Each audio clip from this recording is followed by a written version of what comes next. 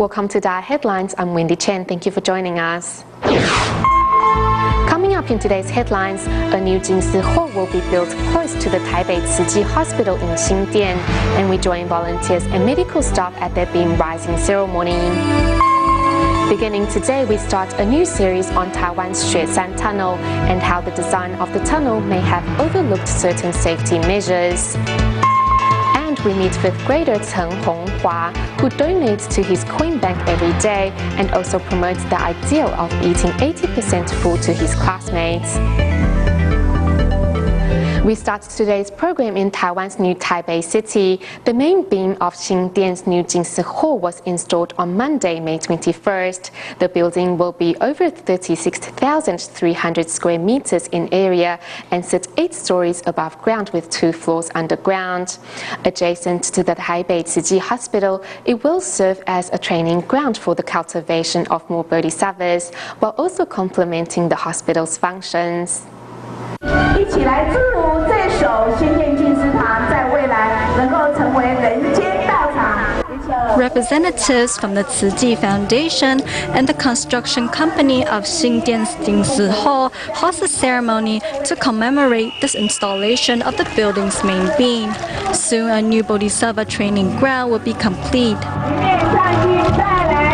它最主要功能是提供我们一个社区的道场。 It shall serve mainly as a training ground for bodhisattvas of the nearby communities. At the same time, it can also serve as an education center. When completed, the new Jinsi Hall will become the second in Taiwan after the one in Hualien to lie adjacent to a Tzu hospital. There it shall complement the hospital's functions. It has many functions. There's an international conference room inside. There is also a kindergarten, which will be a great help for our hospital. Tzu's famed humanity is put into practice during construction, and thus the ceremony is different from the traditional type where firecrackers are lit and joss money is burned. Instead, people offer their prayers solemnly and hope for a smooth construction. Moving to Indonesia, every month Jakarta Tzu volunteers pay regular visits to the homes of their care recipients. Ahmed and his wife were inspired by the volunteers, and in just a year they have donated 5 filled bamboo banks to Tzu. They hope the money collected can help other needy families. Volunteers walk into a narrow alley to visit a young care recipient, Tassia, and her family. When Tassia was 6 months old, she was hospitalized for a month for gastrointestinal problems. The medical bill was a huge burden for her family. Thankfully, Tzu was there to reach out a helping hand. I'm very thankful for Tzu for helping us. Tzu made me realize there are still people who care about us. For more than a year, the volunteers continued to provide care to Tassia's family. Tassia's parents were touched by the volunteers and started donating money to help the poor. We're doing what we can to help others too. If I have some spare change, I always donate it to my bamboo bank.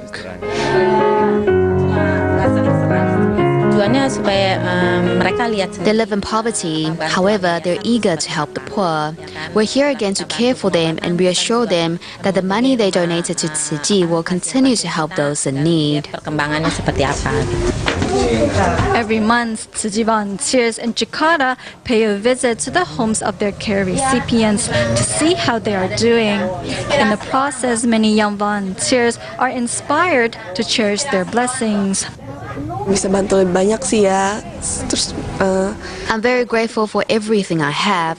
I hope I can follow in volunteers' footsteps and help others in need. Staying in Asia but moving to the Philippines, the local Tzu chapter is continuing to distribute rice donated by the Taiwan government to needy residents, particularly those who are struggling to make ends meet. This time, volunteers arrived in Mandaluyong and Manila to hand out 20-kilo bags of rice to families with children or those soon to give birth. Mary is 5 months pregnant with their 3rd child, and her husband works odd jobs to make ends meet. The family was running low on rice when volunteers visited them. Families like Mary's were given top priority during the rice distribution. And Tzu Chi volunteers first arrived at Mandaluyong City to hand out distribution coupons. We don't have to buy rice now and can use that money to buy milk powder instead.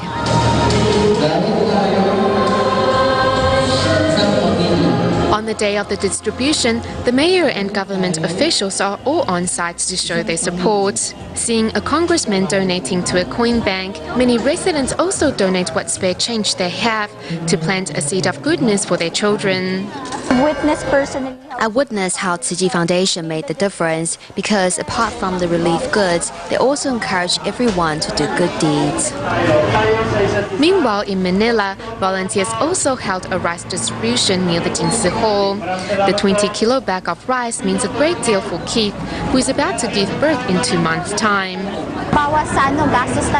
We eat rice every day, so this is a great help. I think we won't need to buy rice for a month. Volunteers also seized the opportunity to introduce the Buddhist NGO. T-shirts, gawa sa puting PET bottles. And took the residents by surprise when they showed everyone environmental blankets made from PET bottles. I'm very grateful to Master Zheng Yan and all the Tzu Chi volunteers. Local residents all say they're grateful to the people of Taiwan and Tzu Chi. Back to Taiwan, the island's Xueshan Tunnel is world's 5th longest tunnel. This remarkable engineering achievement helped connect the country's remote eastern region with the densely populated western region. Sadly, on May 7th, an auto accident inside the tunnel triggered a fire that left 2 dead and 31 injured. Today, we begin a series of reports to examine what went wrong and take a closer look at the causes of the previous accidents, as well as the design and what can we do to prevent similar events from happening again.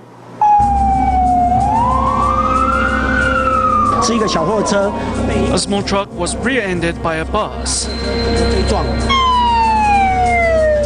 The truck driver and passenger had been burned in a fire. On May 7th, an explosion from a vehicle collision led to a fire in Taiwan's Xueshan Tunnel that instantaneously engulfed those who were trapped by the accident. Unable to withstand the momentum of the capsule bus, the small truck was crushed and burst into flames, leaving only charred frames behind. This was the worst accident inside the tunnel since it opened 6 years ago and has led to the public scrutiny of its safety measures.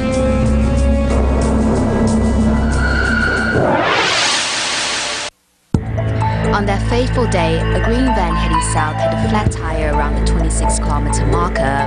As it slowed down, a bus behind it operated by Kamalan tried to slow down and change lanes. However, behind the bus followed a small truck and a bus operated by Capital. The Capital bus couldn't slow down in time and sandwiched the small truck. The explosion and the fire that ensued obscured vision inside the tunnel. Many escapees were covered in ash and silt. The driver of our bus told us that we had been rear-ended and that a fire had broken out, so we started running for our lives. The site of the accident was only 2 kilometers away from the Yilan entrance. The vertical shafts inside the tunnel were supposed to help discharge smoke in case of an emergency, but they failed. The horizontal tunnels were supposed to help evacuate survivors, yet their automatic doors failed to close behind the survivors. As thick black smoke escaped through the tunnel entrances, many escapees ended up suffering smoke inhalation. 2 deaths and 31 injured from a simple flat tire. According to the National Highway Bureau, in 2011 alone, there were 268 flat tires inside the tunnel, and the death toll of auto accidents due to flat tires was only behind DUI. This shows Taiwan's drivers must learn to mind their tires. Xueshan Tunnel is a remarkable engineering achievement. It is the 2nd longest tunnel in Asia and the 5th in the world. Such remarkable projects should feature world-class emergency equipment and safety protocols. Yet somehow, the government seems to never learn until lives have been lost.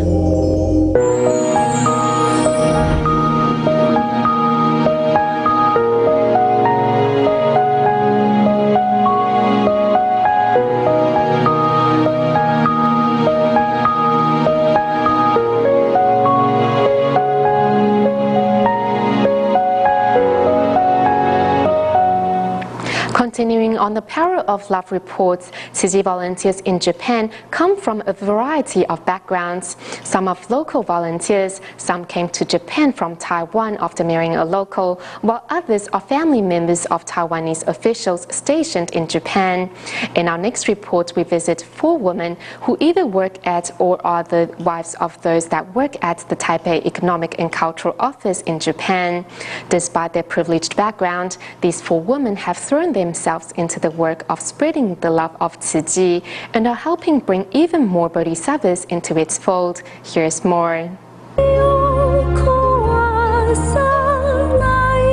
Volunteer Xu Lixiang hands over consolation cash as she comforts the 84-year-old recipient. Later, she accompanies the grandma home as the two chat and laugh along the way. Even now, over a year after the earthquake, she hasn't received her money. She said to us, how is it possible that an organization that I've never heard of was able to so quickly and easily get my money to me? Today, Xu Lixiang's husband, an officer at Japan's Taipei Economic and Cultural Office, is visiting Tsuji's 311 photo exhibition to show support for his wife.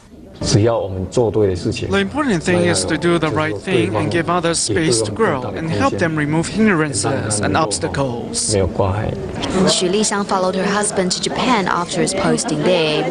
After a decade of volunteer work, she is no longer a timid housewife. For us women, the question is, how do we find our place in society? One way is to do things on the behalf of others, which you can't accomplish alone. I think being part of Tsuji and following the master is the greatest way to accomplish this. The sea of virtue of Tsuji long ago reached the shores of Japan. These children from Malaysia folded paper cranes, which we later delivered to the Northeast disaster zone. For each picture, volunteer Wang Kunjing has a story at her fingertips. Wang herself was part of 6 Tsuji aid relief missions in the Northeast. Now a retired TECO employee, she still remembers how she first met Tsuji 20 years ago. I'm Catholic, so I don't understand a lot of these Buddhism concepts. Before, I always thought Buddhism was full of superstitions, but a co-worker invited me to attend a Tsuji tea party. There, I could immediately feel what a compassionate organization this was. An hour after the 311 earthquake, Master Zheng Yan had already set up a relief command center. Masako Ono serves as the MC for the exhibition's opening. A former co-worker of Wang Kunjing, she is a diplomat's wife as well as a Tsuji volunteer. We were co-workers before. I never thought that after leaving the job, we would once again be together. The connection we have between us is truly incredible. Today, Ms. Ono, Wang Kunjing, and Xu Lixiang, along with Chen Jinghui, another volunteer with a husband at the TECO office, are at the Tokyo Tsuji chapter. Head editor of Tsuji World Japan, Chen Jinghui, wrote about the exhibition in the 118th edition of the monthly periodical. She still remembers her first interview for the magazine's inaugural edition. My first interview was Sister Hui Sui from our chapter house. After hearing her story, which was published in our first edition, I got to know Tsuji and grew to love it. At an editor meeting, Chen Jinghui and local volunteers brainstorm for new ideas. Thanks to their diligence, they can see the truth easier and understand what is important. My son joined Tsuji's relief distribution in the Northeast following the 311 disasters. Afterwards, he was much more vibrant. Together, these volunteers, new and old, are using the power of love to touch the citizens of Japan. The next story takes us to China, where Tsuji volunteers have been visiting a nursing home in Beijing every month since October 2011.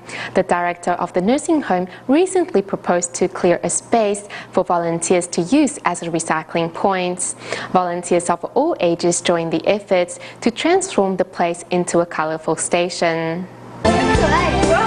What are these children drawing on the floor with chalks? Can you see now? It is an elephant. These young kids did all these drawings on the floor. 接着这样子的一个环保的活动我们可以吸引更多的人一起来做环保。One nursing home in Sunyi district of Beijing offered a space about 100 square meters in size for Tzu Chi to use as a recycling point. When we go out, we bring our own cups. If we have to use plastic bottles, then let's recycle the bottles. Don't just throw them away. We can also encourage our friends to join us. This way, we can keep the environment clean. Tzu Chi volunteers paint the nursing home to thank them for offering the space. Some paint the door while others make colorful handprints on the walls. Moreover, the volunteers hope that the senior residents in the nursing home will join them with the recycling work in the future. Recently, Tzu Chi's Clan Liaison Office in Malaysia established a new recycling station. For the past 12 years, Sempam Regam's Tzu Chi volunteers have been practicing recycling at a rented school. However, as more and more recyclables are collected, volunteers didn't have enough time to sort the recyclables that is given by the school on time. Now with a new home, everyone can practice recycling free of worries.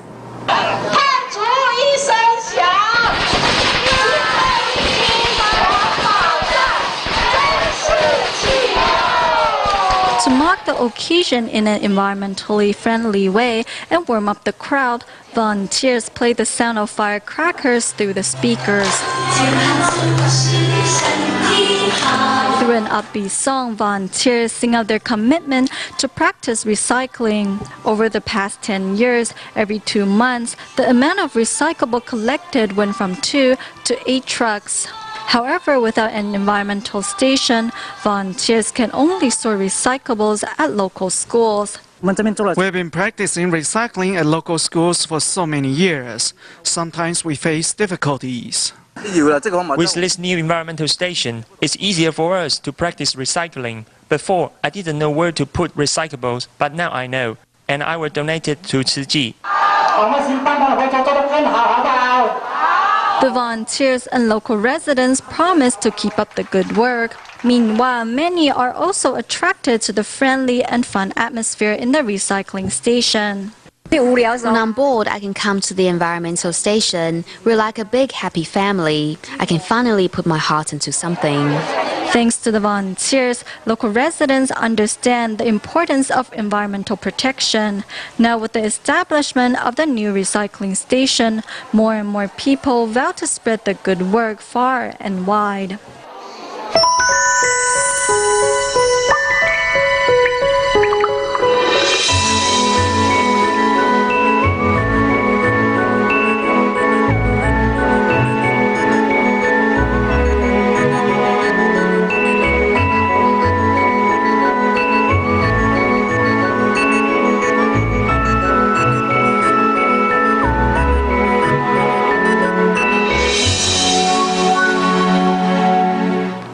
Eating 80% full and helping others with the remaining 20%, even elementary school students can make contributions to society. Chen Honghua is a 5th grader from Taichung's Taiping. Every time he helps with household chores or performs well in school, his mother will give him some money for his coin bank. Chen also leads his classmates in doing the same. Used salt containers are turned into coin banks for school kids.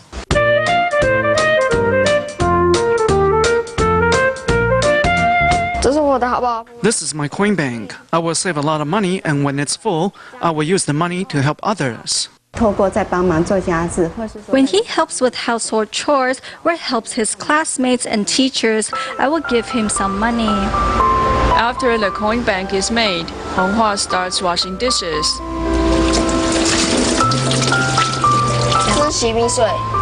This is water left from washing rice. If you don't wash dishes right after meals, the grease becomes hard. It will be easier to wash off if the dishes are soaked in water. But we don't use water from here. It's a big waste.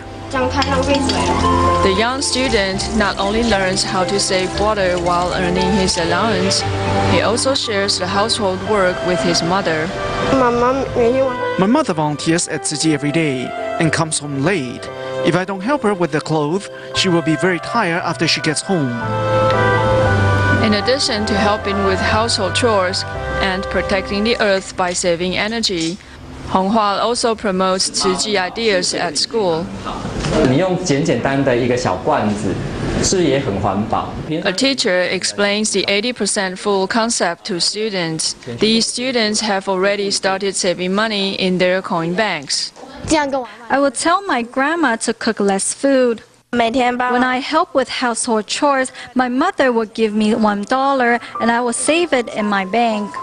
Honghua's good friend, Min Yan, applies the concept to the full. My mother gives me $100 for lunch every day. I used to spend $70 on a lunchbox. After he told me about the concept, now I spend $60 only and save the other $40. In classrooms, the concept of helping others with the remaining 20% is widely accepted. Honghua said the words on his coin bank are very important, being a gentleman with determination. I should be a gentleman. I'm determined to carry out my vows. I will keep my bank full. In the next report, we meet Nantou Tzu Chi volunteer Zhen Lingli, who has been a part of the Tzu Chi media team for the past 8 years. The devoted volunteer is never absent from any Tzu Chi's activities. However, after being diagnosed with thyroid cancer in April and undergoing surgery, Zhen now cherishes every opportunity to give even more. Despite still feeling weak, the devoted volunteer insisted on taking part in this year's Buddha Day ceremony. This is Tzu Chi volunteer Zhen Lingli working away quietly on a documentary of the Buddha Day ceremony nearly 2 weeks ago. At that time, Zhen was still recovering from her thyroid cancer surgery. It will be a great pity if I don't come, and I hope through the Buddha Day ceremony that I'm able to go on in life with a positive attitude. Though she just had an operation, her spirit is with the Master as she follows in the Master's footsteps. Zhen Lingli visits the hospital regularly for checkups and treatments. But despite still feeling weak, she still seizes every moment to give. I'm really scared that I won't be able to continue Tzu Chi's work. I must seize every moment I have, because to be able to give is a blessing. Zhen Lingli now donates to her coin bank every day and also prays for good health. The woman hopes that with the love and blessings of her fellow volunteers, she will make a quick recovery and continue walking the Tzu Chi path. We go to New Jersey in the United States at the end of the show today. In May each year, the local Tzu Chi Academy School organizes a field trip for their students. This year, the excursion is made more special as the youngsters join in the fundraising event organized by the New Jersey Tzu Chi chapter to help with cleaning the sites. Students not only pick up rubbish from the ground, but also call on the participants to help safeguard the planet. We'll leave you with these images. Thank you for watching DaAi Headlines. Goodbye.